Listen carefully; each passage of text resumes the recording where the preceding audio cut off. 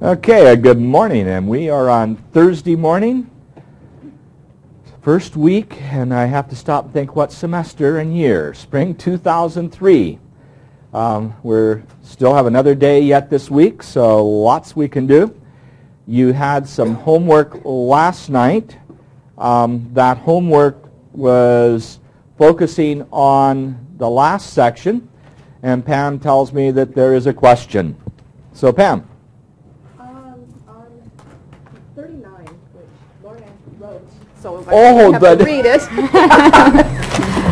This is a mutual question? Yes. Well, okay, she has a different part to the question. Okay, so we are organized to the point we have, oh, that's a nice one. When combining like terms. Okay, so when combining like terms.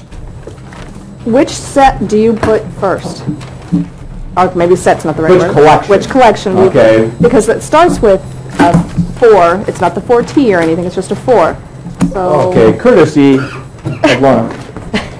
Okay, go to the document, Cam. Here's the problem. And Pam's asking, it starts with the numerical part first, and then your variable terms are following it, and you're asking which would be preferred as a kind of collection. Right. And the answer to that is typically collect your terms from, as we go off there now, you would collect your terms with the letters first and the numerical terms second, because the usual form of an expression, and I'm going to write that on the board behind me, up in the left-hand corner. This is for, so Debbie knows where I'm going, so it's not a quick change that she cannot anticipate. But when we talk about a linear expression, and that's using the terminology that was addressed yesterday, that we have x to the first power. It's a first-degree expression in one variable, and it's most common to list it as the coefficient. Okay, be careful here, Curl. That is a coefficient of the variable. So what's in front of the variable we call a coefficient. So you put that first and then the numerical part second, and that would be considered good form. So when we talk in terms of how do you write things, there is considered a better form than other forms, and this is one that would be very typical. So I'd be inclined to take that same expression, if Debbie can come back to the document cam for a moment for me, I would be inclined to write the 2 times t, put that, then put the 1/3 t, and then I'd have the negative 8/3 t, then I would have minus 4/3 and minus 8. Now, as we come to the board, what I've done is simply write the expression we had, and you could, if you would like, replace all the minuses with plus signs. That is, it would not be uncommon, particularly in the introductory level, to remind you that an implied subtraction can be written as an addition of the additive inverse of what you're subtracting. And so this would be a very typical step to emphasize that everything is addition. Now, this part clearly requires that you have some facility with fractions. And one way of looking at this is negative 1 1/3, and you have a negative 8, so that's negative 9 1/3. Okay, that took a moment. Negative 1 1/3 and negative 8 is negative 9 1/3, which you then could write as negative 28/3. Now the other thing is to write this as 8/1 and multiply numerator and denominator by 3, getting negative 24/3, then adding, and you get the negative 28/3. Question, is it okay to leave an improper fraction in that form? And the answer is you bet. You do not have an obligation to rewrite an improper fraction as a mixed fraction or mixed expression. So negative 28/3 is perfectly okay. Now, in the same way as we come across here, looking at this expression, I would be inclined to see that first as 2 1/3. 2 1/3 is 7/3.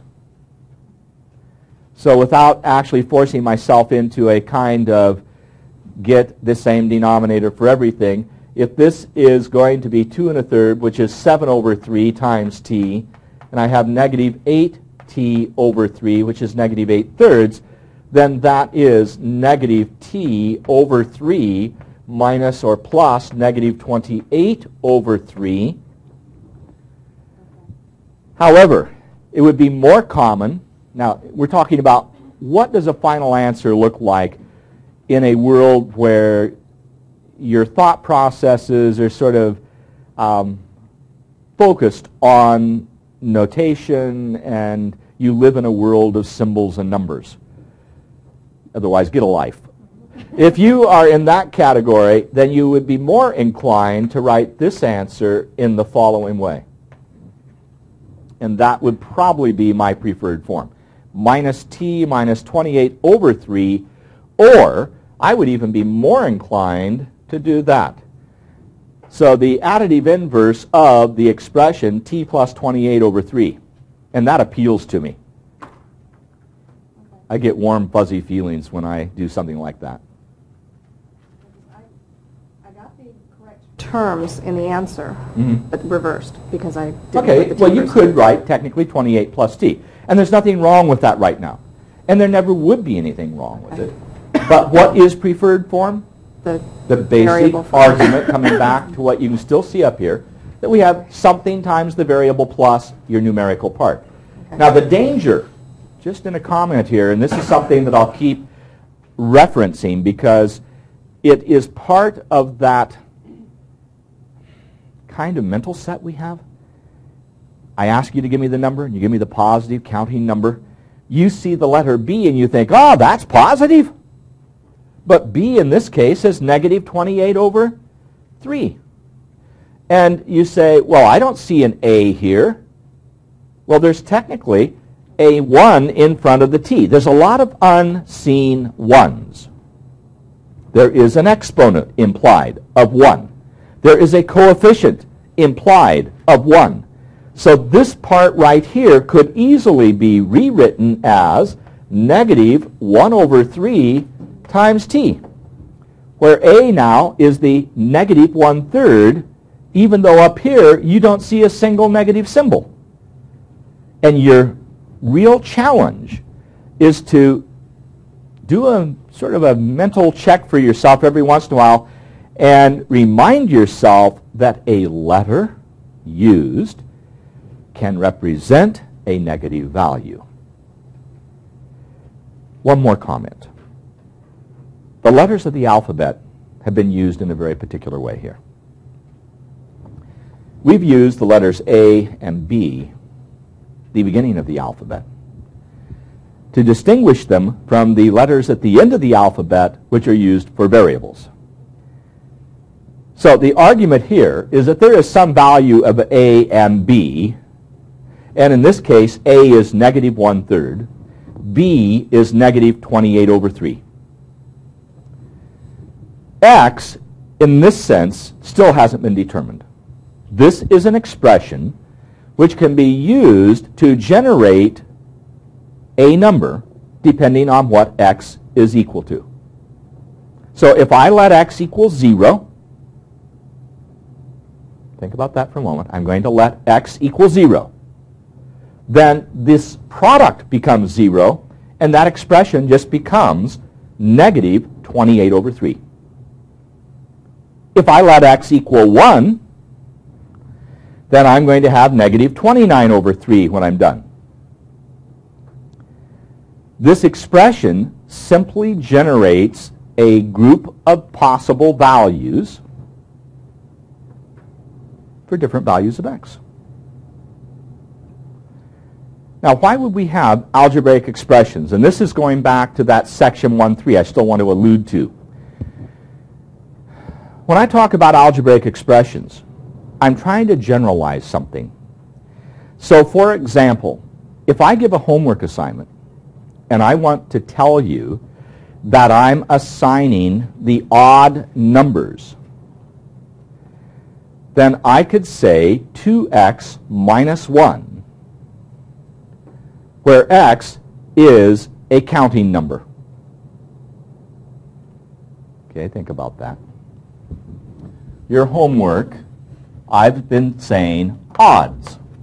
Well, can you give me an expression that will generate odd numbers? So instead of using a verbal statement, do it with an expression.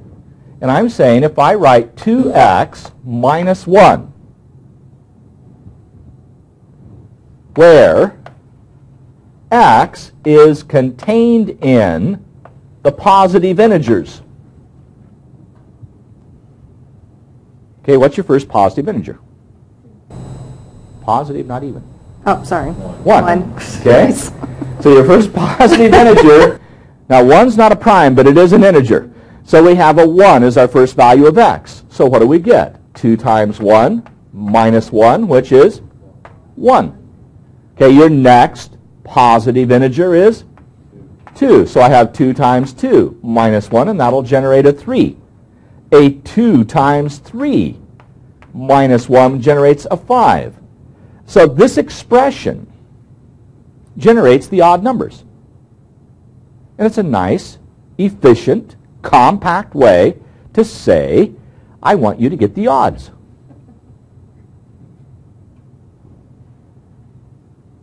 Okay. Now, if I had the even numbers, what would I use instead of 2x minus 1?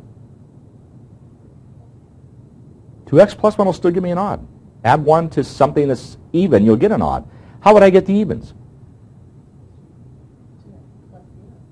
Okay, or 2x, where x is a counting number. So 2x gives me the evens. What if I want multiples of 3? 3x. 3x. 3 times 1, 3 times 2, 3 times 3, 3 times 4, 3 times 5. Now in Math 10, that's the way we approach finding LCDs, through lists of multiples. And we talk about the multiples of 3 is 3x. Multiples of 2, 2x. Multiples of 5, 5x.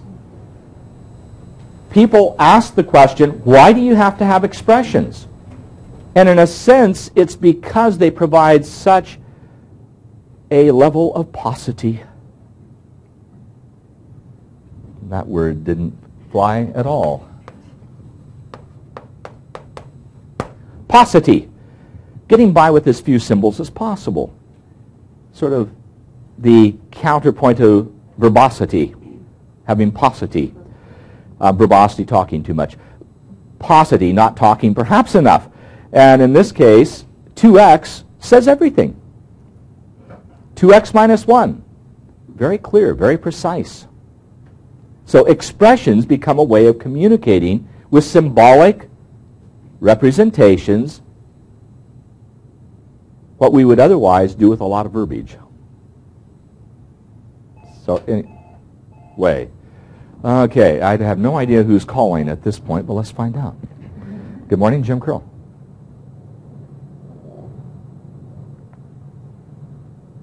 Yes, I have. In fact, we are on broadcast right now. Okay, the simulcast is not coming across right now. I will have Debbie make a check and maybe see if we say 20-second delay, not 12-minute delay, but you might want to check. Debbie's going to call now, and we'll hopefully solve the problem. And again, it's hopefully going to be on tonight at, let's see, 9 o'clock tonight, and it will be available on the web page if you have broadband. So the video will be available about 1 o'clock today. Yes, DSL will work with that. You're welcome. Bye. Okay, we do have an interactive process here. I just didn't anticipate anybody trying to watch us right now and being interactive. So that's how it works. And so we are supposed to be in simulcast at the moment, but the indication is that that wasn't working. Okay, so Debbie's going to follow up on that, and I don't want to disturb her while she's doing that. But is there any other dialogue on that problem? Did I answer both your questions? Okay, is there any other question? Oh, geez, Jill, yes. Which one? 55. 55. Okay, and this is on page 74, I guess. Okay, well, this is right on target with what we are saying. Here's the direction. Convert each phrase into a mathematical expression. That's just what we've been talking about. So we're going to convert an expression in words, a verbal expression, to something mathematical. 5 times a number added to. So how do you write 5 times a number? And we're going to use x as the number, right? 5x. Now we're going to do what to that? Added to the sum of that number and 3. So the number we don't know, so we'll call it x. So the sum of the number and 3 would be what expression? You could say 3 plus x or x plus 3. Either would be acceptable. So we would have x plus 3 as my first part of the expression. Okay, you're with me. X plus 3, and then we're adding to that what? 5x. Now, to that extent, some debate as to whether you could put 5x plus x plus 3. And what's your response? Yes, why? Oh, very good, because we have commutativity. See, those properties are nice because they allow you to defend that your answer is acceptable. So you could have written 3 plus x, and by commutativity, that would have been cool. You could have put the 5x over here plus that. Debbie, what's the word? Apparently they didn't switch it in the type room. I'll be right back. Okay, I'll wait. We'll just keep talking about this, but does that answer the question? Now, are you supposed to simplify it from here?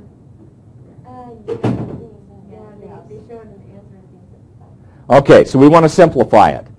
Now, what allows you to move the parentheses around? Associativity, right? Now, there's a question. How much do you try to defend in every little step right now? Where's that balance between making sure you understand and getting a little bit sloppy so that when you look at your work, you don't have an idea in the world how you got the answer 3 days from now? I would try to find some balance. So I would be inclined, just for the heck of it, to do this as my next step. And then, just to make sure I'm illustrating for myself the understanding by the associativity, that then becomes 3 plus 6x, although you could have done what here if you really wanted to push it? X is the same as what? The unknown or unseen, not unknown, but the unseen one that's understood in front of the x, right? So I could have thought of a distributive property where I pull out the common x times the 1 plus 5 and have the 6x. Are we now streaming? All right, they only missed 15 minutes. Okay.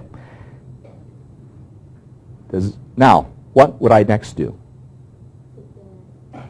Yeah, better form would be 6x plus 3. And that's not, certainly by commutativity the same, correct?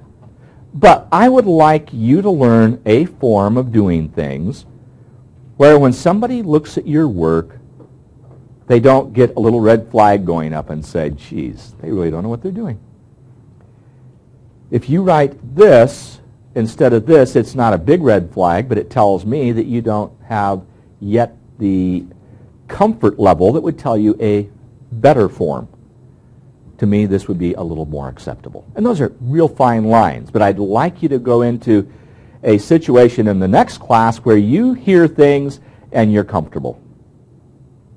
So one of the things that really dominates my thinking in any of the comments I make is where this is all going.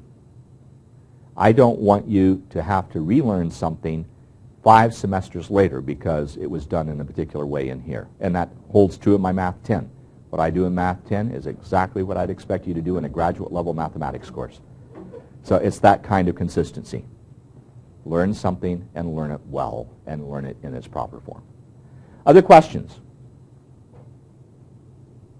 Okay, at this point, with the questions answered, the next step is fold paper, write name, pass over to this side of the room, unless you're watching the monitor, and then just go the opposite of what it looks. Okay? Thank you, Debbie, for taking care of that. And I'm sure the viewing audience approves and appreciates equally. Yes, that was really nice. Okay, we got papers coming in. And I have to confess, I graded these at 8 o'clock this morning rather than 5 a.m. So at 5 a.m. I enjoyed reading the Wall Street Journal because I knew I had the extra hour. So, but tomorrow morning it's back to the 5 a.m. probably. Shh. Only spilled, well, that was because I was drinking the same coffee cup that's sitting here. Now, 1.3 I'd like to talk about briefly, because again, it is material that is very essential in terms of our vocabulary. When we talk about expressions, variables, expressions, and equations, and that's the subtopic in section 1.3. What is the defining characteristic of an equation? The equal sign. Now, what went through my head, I don't know if any of you enjoy looking at birds, bird watching. We have some neat birds around here, and if you see a bird in flight, sometimes you can immediately identify it. We have a lot of magpies flying over at times. And you look for the white patch in the wings and the yellow bill. And you say, aha, those two things define a magpie in your mind. Guy Van Cleve, who's our resident ornithologist, talks about getting a gestalt. Now, you're driving along the freeway at 70 miles an hour on I-5 legally, and you see a bird flash in front of you and you say, ah, a magpie. And you didn't have time to sit there and really focus in. You have a gestalt in your mind of what it looks like, how it behaves. He uses the illustration, you just bought a new Camry, and everybody in town's driving the same thing you are, it seems. You notice them suddenly all the time because you have in your mind the Camry, and one just happens to be in your peripheral vision, and you recognize it. In a sense, we, in algebra, sort of get the same kind of defining characteristic. You see an equal sign, and you say, an equation. Okay? You don't see an equal sign, but you see letters and numbers together, you say an expression. Now, I bring that up because of what I did in the board. And Debbie, what I'm going to do is that expression, I had 2x minus 1 that's in the board. I'm going to go back to that. So as I look at this expression, you'll note I substituted. Now, I'm being very careful with my language, but it's a very important process. I substituted for x and found a value for the expression. That is called evaluating the expression for a particular value of the variable x. Very careful with language there. I evaluated an expression. The expression could equal many different values depending on what I substitute. The idea of substituting for a letter is very critical to mathematics, now and forevermore, algebra and beyond. I can tell you don't have grandchildren or children who love Buzz. Okay, to infinity and beyond, to algebra and beyond. Okay. Now, we talked yesterday in answering a question about whether or not there were other numbers than real numbers. And I talked about solving an equation. So we're going to go to the right side of the board with some space over here. And I'm going to take this same expression I had, 2x minus 1. And this time, I'm going to say that I would like that to be a 3. Now, that is an equation. I know there is one value that makes that a true statement. If x is equal to 2, 2x minus 1 is 3. Now, we saw that over here, sliding just a little bit more over to this expression. Thank you. We had this expression we evaluated, kill it, or otherwise dispose. Thank you. We have an expression which was equal to 3 when x was equal to 2.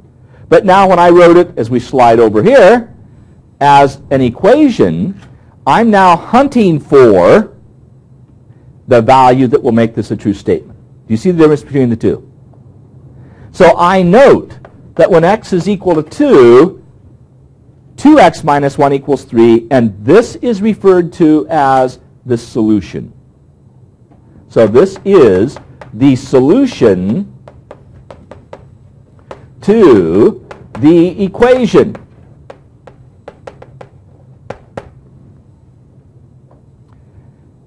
I solved the equation. Notice the language again. I solved the equation, meaning I found the value of x that makes that statement true. What was my form of solution? Observation. Laura. Why, on the right side, why is that one called an equation, but on the left side it was called an expression? Is it because this But this had an equal sign. That's the original problem right there? The original problem, whereas the left side that Laura is referring to, Debbie, we're going to go back to, is an expression because it didn't have an equal sign. That's the distinction. Back to the right part, this was an equation. Now, solving an equation is where we're headed in terms of Chapter 2, hence the segue into 2.1 briefly. I look at this expression, and as you, I think, would know from past experience in pre-algebra or earlier such courses, it would be common to look at this statement and say, since I have two things equal, if I add 1 to both sides,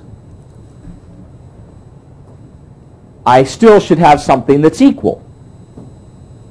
There's an old phrase going back into early mathematics, equals added to equals gives equals, which seems like a lot of equals, and it sometimes gets confusing.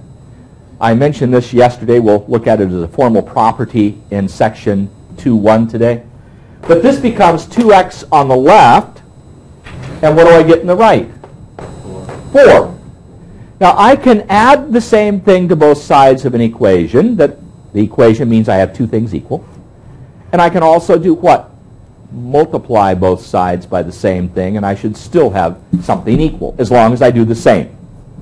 So I'm going to go ahead and multiply both sides by 1/2, because I would like x by itself. So I'll multiply and get this. Now step out of the way a little bit. Watch the monitor if I'm in your way. So I've multiplied both sides by 1/2. Now I could argue associativity here, get the 1/2 by the 2 times the 1/2. By the inverse property is 1, 1 times x is x. By the identity property, the left side becomes x. 4 over 2 is 2, and I have gone through a series of steps, getting the same value that is right above my head on the monitor that I did just by observation. Both of them are solving the equation. Now, why do I, in a sense, use a sledgehammer to do this part when I could just, by observation, say, hey, there it is? And the reason? The equations get more complicated. They get complicated to the point it's not so darn easy to see the solution. The illustration I gave of that yesterday, I'll write down here, where I said we had x squared, and then I changed it because I didn't want what I just started to mess up here again. X squared minus 3x plus 2, and if I say I want that equal to 0, and I told you that the solution here was a 2 and a 1. That x equals 2 or x equals 1 will make that a true statement. And you can observe, as we did yesterday, that that works. Now that's not as easy to do. And so we are going to try to find a way to solve an equation like this so we don't have to depend on what? Observation skills. Because ultimately, things get complicated enough, your efforts to just look at something won't cut it. So we learn how we can manipulate expressions, much as I did here, to manipulate that equation, looking at the expression of both sides.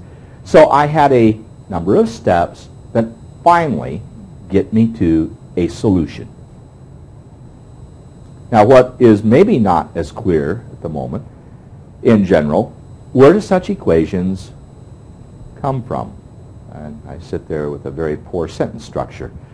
But if I think of what I asked here, I wanted an odd number of 3, and here was my expression. So what x gave me the odd number of 3 out of that. So I set up an equation. Equations such as this usually come from word problems that we are interested in solving. Okay. Now, I can't pass up the opportunity here. Okay, Debbie, I've run out of room here, so camera 2, if you could, once you made your switch. Camera 2 on the side board. Are you familiar with the golden mean? Laura, you should answer yes.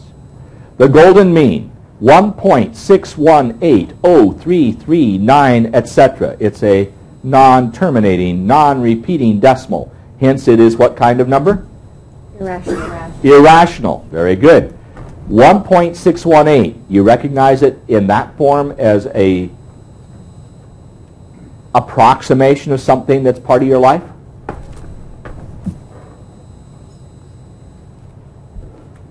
The answer is no. Okay. If you go 55 miles per hour, how fast are you going kilometers per hour?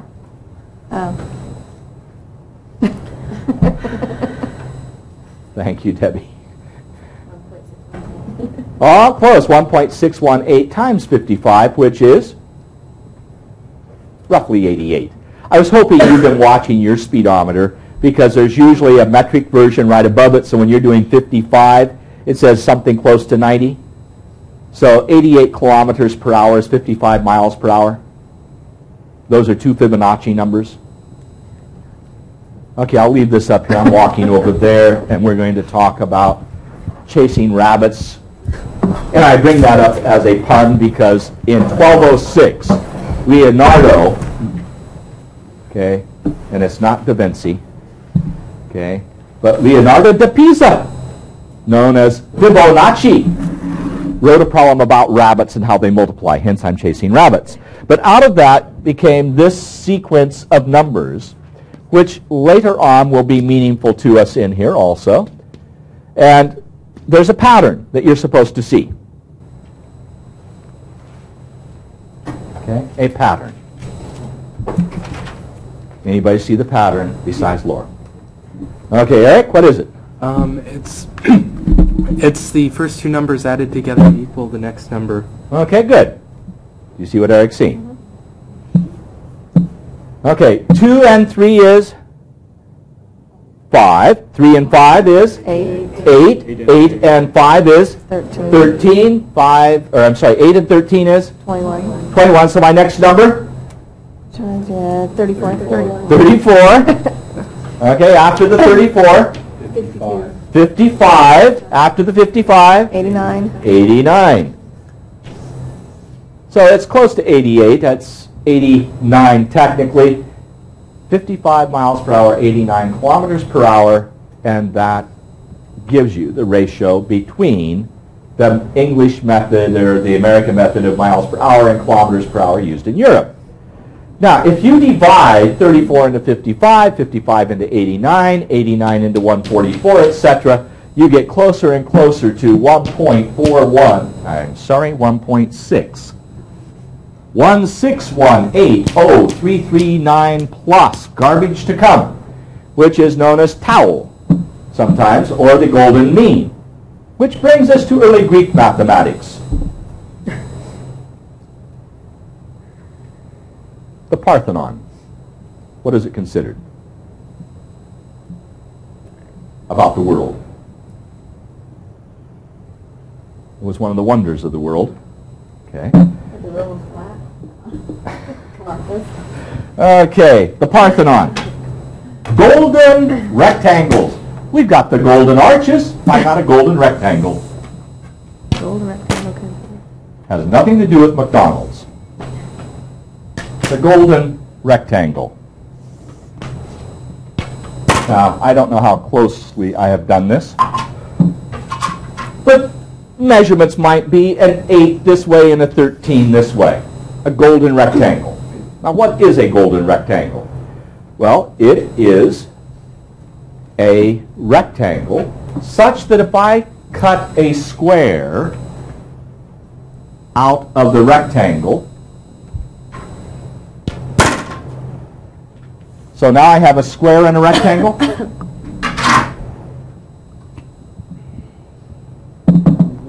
Okay? So you see what I've done. Now here's the argument. If this were instead of an 8, I'm just going to use it as like 1 unit of measure, and this is 1 unit of measure, and call this x. So this is 1 by x, and this is 1 plus x by 1. So I'm going to look at the ratio of length to width. This, by the way, is all in Math 10. Now, what is my ratio of length to width for the original rectangle? The length was 1 plus x. And the width was 1. Well, 1 plus x over 1 is just 1 plus x. Divide by 1 and you don't change anything. Okay, now what's the length to the width in the new rectangle? Its length is 1 minus and its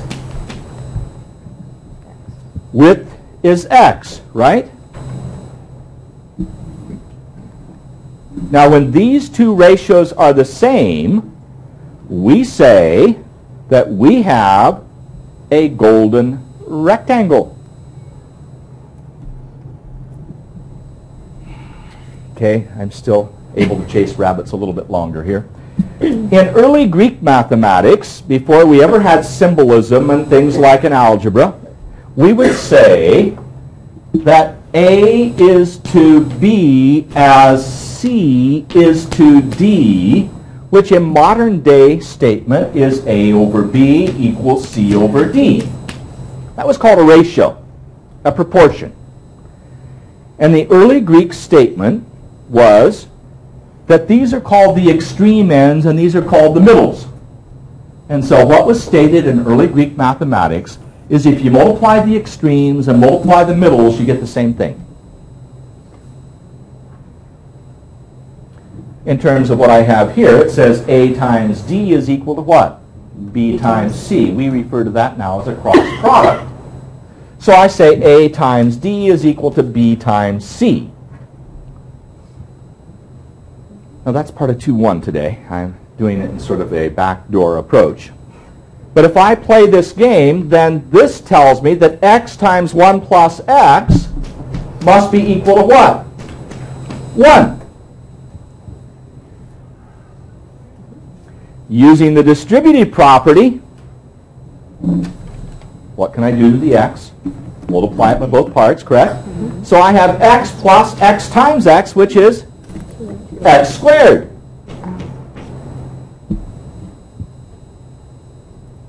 That equals 1. Now my question, what's the solution? What is a value that makes this work? Okay? Okay, so that's our argument. Now, with that in mind, I could rewrite this as an equation equal to 0.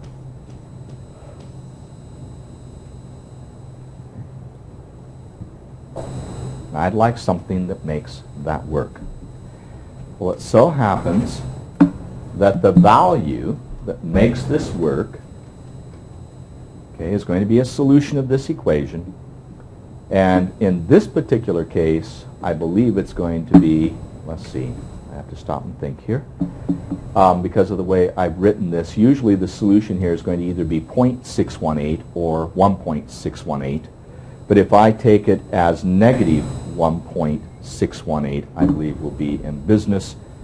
And so if I take, what I'm thinking of is, roughly speaking, okay, some more Math 10. I'm sorry. Do you know how to square numbers that end in 5? The shortcut? I know Debbie knows. She's watched this. Laura, do you remember? Okay, well, this is review time. Let's take the 35 and square it. What's the next number after 3? 4. 3 times 4? 12. You can add a 25.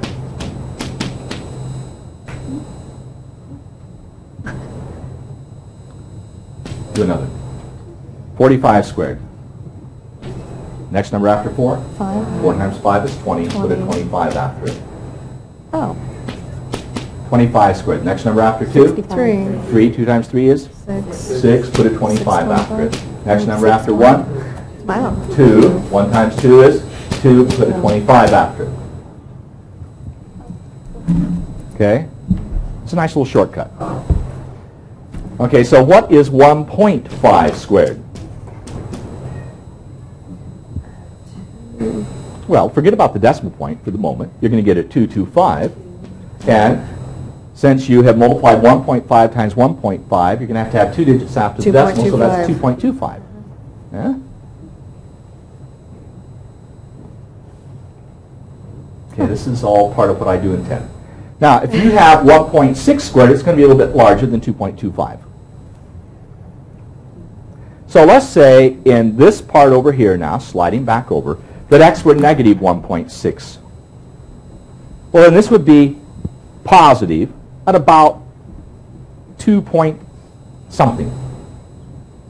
Now we said 225 for 1.5, and this is 1.6, so maybe something a little bit larger, so it's going to be larger than 2.3. And then if I have x at negative 1.6, and this is negative, this is going to be negative 2.6. So I expect something more up around the 2.6 category, and they add and get 0. So what's 1.6 squared?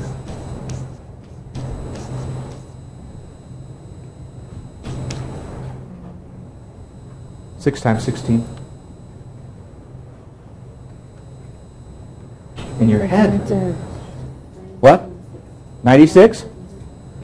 Okay, and then 16. So I'm already up to 256.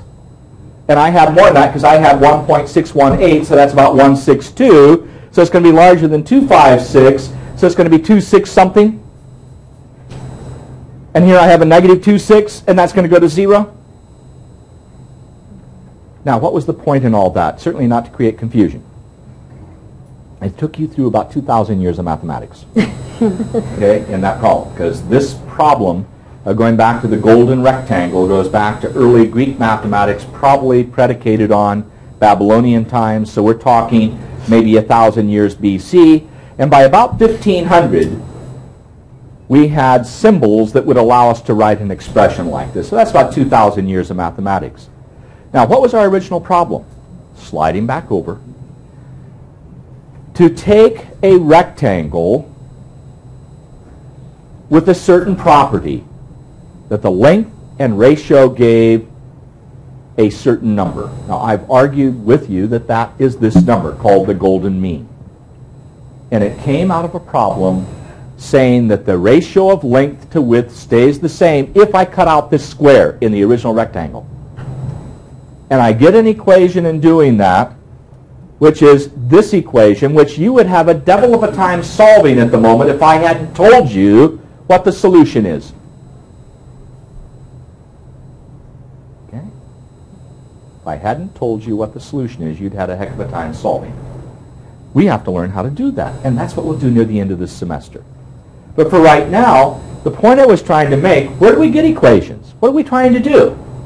We are trying to solve a problem that's very general. So we translate the problem into an equation, find the solution to the equation, and we're in business. And this original problem was to find the sides of a rectangle that would give you what is called the golden rectangle. Now, do you ever see this kind of thing? I'm just going to leave that there for a moment. I'll go up front. Do we ever see golden rectangles? The answer is yes, because artists use them all the time. It was argued it was one of the most pleasing shapes to see. And so when we do paintings, many times the paintings are done on a canvas that's a golden rectangle. Rooms are designed to be pleasing in appearance and will be a golden rectangle. And if you look at the way plants grow, pine cones, pineapples, sunflowers, you will find that same ratio as part of the way a pineapple, sunflower, pine cone are growing. You've all seen the expressionist artwork. Okay? Name me an expressionist artist.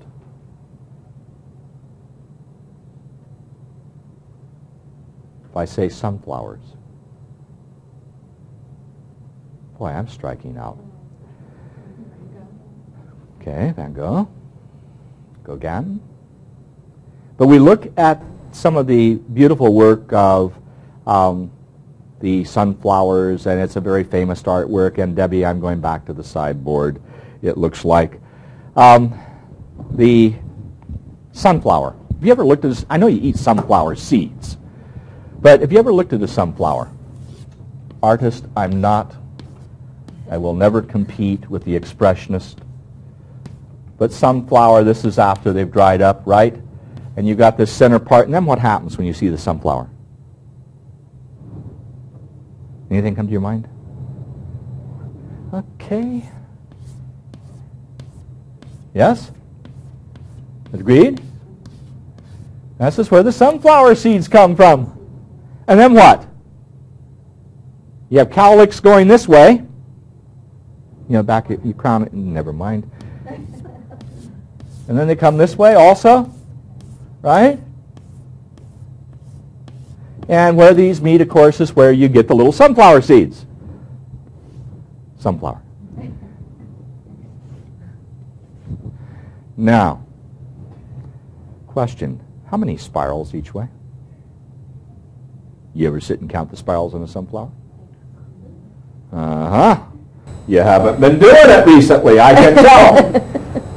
Okay, Fibonacci again. Next number.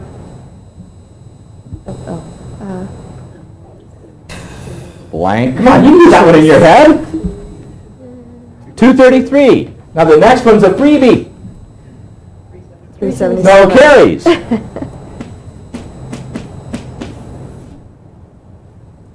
Really? If you sit, and I mean this is not something you probably do on a cold winter's night, but if you sit there and count the spirals in one of these huge sunflowers, you've seen them about this large. The giant ones. Yeah. Giant ones. You'll find 233 spirals one direction, 377 in the other direction, and if you divide 233 into 377, guess what you get? 1.6. Oh. Isn't that neat? Oh, okay. Wow. That was a condescending okay. You said that. That wasn't serious. That was dripped with sarcasm. No. Okay. It was a thoughtful okay. Okay, thoughtful, okay. Music. 5/8, the fifth resolves into the eighth, which is your dominant chord. The golden mean. And then in a lighthearted vein, it has been argued that if you measure the height of your belly button and your total height and divide one into the other, you will get a ratio close to 1.6. Yeah, I can see everybody tonight. Uh-huh. Okay.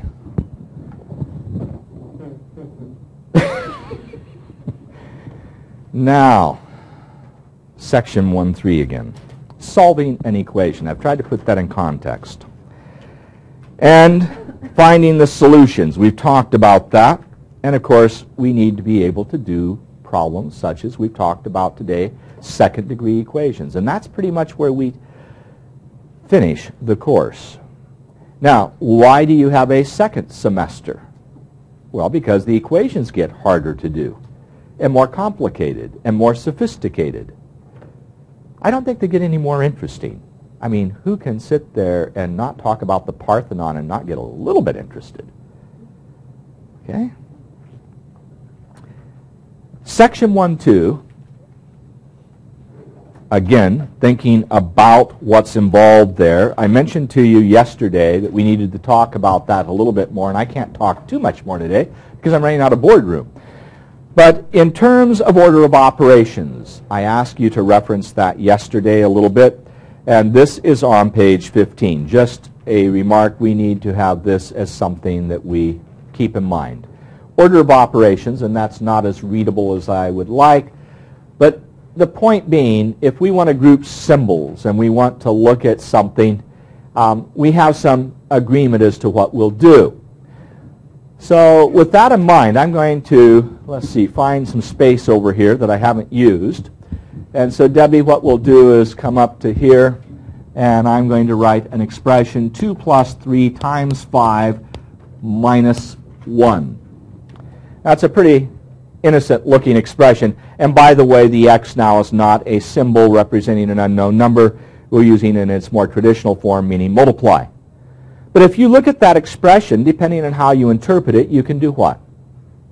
You can get different answers. If I add the 2 and 3 first and get a 5, then I'd have 5 times 25, which is 25 minus 1 would be 24. But if I agree to defer the addition until I've done the multiplication and say instead this is 2 plus 15 minus 1, then I get a different answer, correct? So the question, if nobody tells you any different, what common agreement do we make? And the answer is, my dear Aunt Sally, which means multiply and divide first as you read from left to right, and then go back and do your additions and your subtractions. So the correct answer would be that this is 16, not 24, just by this common agreement of what do you do first. Now, if I change the expression and instead provide some parentheses, then I have, shall we call it an embellishment of my dear Aunt Sally? Do parentheses first, exponents, and then, after you've taken care of that, multiply, divide, add, and subtract in the appropriate order. So this says do what first? Take care of the parentheses. So I have a 5 times 5 squared minus 1. But then what does that tell me? Then do the exponent. So that's 5 times 25 minus 1. And 5 quarters give you $1.25, so that's 125 minus 1, which is 124. You avoid all of this typically if you're just a little more careful with what you write, but parentheses are supposed to help you establish what should be done first. Again, this is probably better illustrated with problems that you actually try on your own, and there are a variety of such problems written in the exercise. And let's see if I can get to some of those in the text. And some of these are meant just to hassle you at the moment. But let's look at this one, the 38th problem. Now, boy, that drifts in terms of color balance. That was very nice and bright, and then it drifted. But we have there some parentheses. So what are you supposed to do first? Parentheses. So the first numerator, you'd have 6 times 6, then you'd have negative 9 times 2. I'm on page 20, and I'm looking at 38. I'm sorry, I should have given you better information. Page 20, problem 38. But do you see in the numerator you combine the 5 and 1 and get a 6? The 1 and 1 and get a 2. In the denominator, you take the 8 minus 6 and get a 2. Then what would you do? Well, in the numerator, I would have 36 minus 18. That would give me 18. In the denominator, because the 8 minus 6 is 2, I'd have 10 minus, now what do I do to that 2 to the third? 2 to the third is 8. So I would have 10 minus 8, which is a 2. The 18 over 2 would give me 9, and I'd be done. Now that's probably hard to follow verbally, but it's something you should be able to carry through and do. Okay, coming off there. Not all expressions are that bad. The idea is that you should have some practice in doing that, and that is not a new process. I need to talk about another classic problem on page 29. This is like oldies but goodies. Page 29, if you'll look at this diagram. There's a potpourri of neat ideas that we can pull out of this first chapter. This is a unit square that's talked about in Greek mathematics. And this is a classic problem because the diagonal is equal to the square root of 2. Now, if I draw the diagonal in the unit square, I get two triangles called right triangles that you should have seen before. So here's the diagonal, and here are the two sides. And there's a statement known as the Pythagorean statement, which states, as we come off there now, that if you square each side of the triangle, it is the same as the diagonal squared. Okay? So if I have a right triangle, ABC, where am I going to draw a right triangle? Okay, let's come back to that diagram for a moment while I travel for a moment. And we'll just get me a ruler here, straight edge more precisely, and I guess I can sandwich in down here at the bottom of the board a right triangle, even though the angle is on the left side, we still call it a right triangle. There we go. This is a 90-degree angle here. It's perpendicular. It's like the wall and the floor of a house. And if this is A on this leg, and this leg is B, and the diagonal, affectionately known in Greek mathematics as the hypotenuse, then I say A squared plus B squared equals C squared, and this is a formula we talk about in Math 10. It's called the Pythagorean formula. Add the squares of the sides, you get the square of the hypotenuse. So if we take 1 for each of the sides and square it, and we have the square root of 2 for the diagonal, and you square that, you get 2 equals 2. So we have a solution for that expression. I'll leave that up there. Go back to my little triangle. Back to the board, or the book, sorry. Now, square root of 2. Coming off there. Is it rational or irrational? Turns out irrational, and that was one of the biggies in Greek mathematics. Because remember how you started out thinking when you have a number, it's just a counting number? Well, that wasn't too far from where the Pythagoreans were. 2 had a special meaning, 3 had a special meaning. You know, like 2 was man, 3 was woman, 5 was marriage, and so on. The square root of 2, they thought should be possible as a fraction, hence irrational. And when they found out that the square root of 2 was not rational, they got very upset, and the somewhat apocryphal story is that they took the dude who found this out, put him out in a boat in the ocean without oars, without food, and said, just let fate take its place. Whatever happens, happens. Because somebody had created a new number. That was heresy and should not be tolerated. Well, we've had quite an adventure this morning in the history of mathematics, I think. It wasn't planned, but it's been fun. What I want you to do is this is the smorgasbord again, the buffet. What I want you to do is spend some time with orders of operations. I want you to look at 1, 2. And 1, 3, things that we talked about today. And just look at problems tomorrow. I'll answer questions. There's no formal assignment tonight.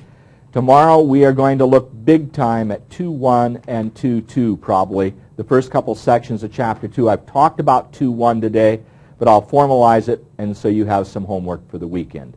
With that, Debbie, what is our choice? Sweet Home Chicago. Sweet Home Chicago with the Blues Brothers, and crank that baby up.